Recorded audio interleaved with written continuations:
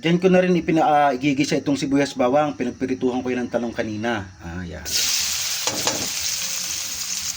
Lalagay ko na rin itong paminta. Magluluto naman ako ng isang putahe na binagoongang talong. Tapos, haluin muna natin.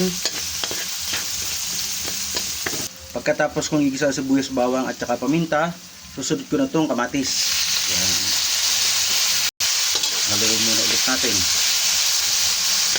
Naligis ko na yung kamatis, isusunod ko naman itong alamang. Yan. Yung alamang na yan, sabi ng binilhan ko, puro daw naman yan. Kaya mas maalat din yan. Tapos, haluin ko muna uli. Lalagyan ko rin siya ng mga kalahating basong tubig din. Lalagay ko na rin tong green chili at saka yung red. Yan. Para may sipa o anghang. Sabay ko na rin dyan ang 2 kutsarang asukal. Yan. Tapos, haluin ko muna uli para magbalanse yung lasa.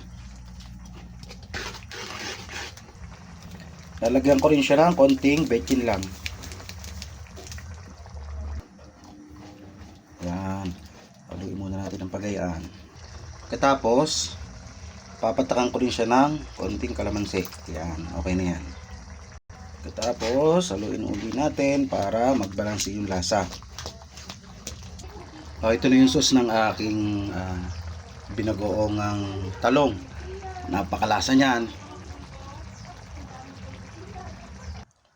Yan, ito na yung niluto kong binagoongan talong. Isang putahe uli. Napakasarap niyan, napakalasa.